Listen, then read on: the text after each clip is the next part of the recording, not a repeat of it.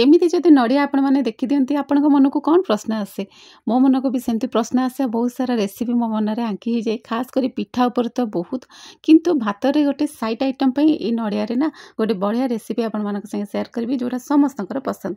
तो नड़िया को मुझे भांगी देली गुड़ को एमती आस्ते आस्ते करके छुरी हो कि आपण हेमदस्तार हो टी भांगिकी गोटे चामच खंडे रखीदे ना काफी जेहेतु तार गोटे बढ़िया टेस्ट आसे।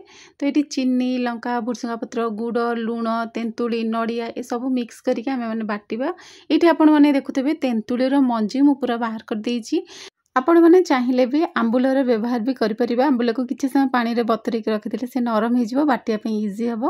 तापर मुझे गुड़ पकई देइथिली कि जो तेंतुली थिला ना से तेंतुलीर मंजी जी दरकार बेसी पकेबनी बहुत खटा होगले भी भल लगे। तेंतुली भुर्सुंगा पत्र लुण चीनी कंचा लंका और लाल कलर लंकाटा मु पकईली जेहेतु लाल कलर लंकाटा पकेले से जो चटनी रे गोटे लाल कलर टिके आसीबो हल्का हल्का रेडनेस पळे आसीबो भल लगे हल्का हल्का लाल आसीबो भल लगे। तो राग देखिकी कंचा लंका देखिकी आपण माने पकेबे राग हिसाब रे। तापर सबतक नड़िया पकई देथिले ताकू गोटे फाइन पेस्ट मु बनै देली।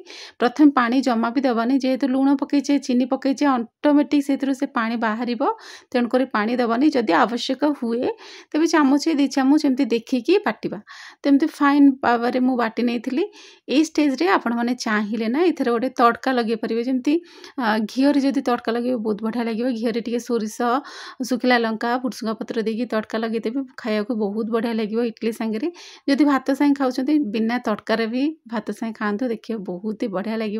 अति सहज रेसिपी प्लेन रेसिपी बिंदास रेसिपी भात सांगे पूरा भात उठीज बहुत ही इजी रेसिपी निश्चित भाव थे बनातु खातु आ चटनीटा बहुत ही बढ़िया लगे। रही बाय बाय जय जगन्नाथ। चैनल टी को निश्चित सब्सक्राइब करेंगे। नमस्कार।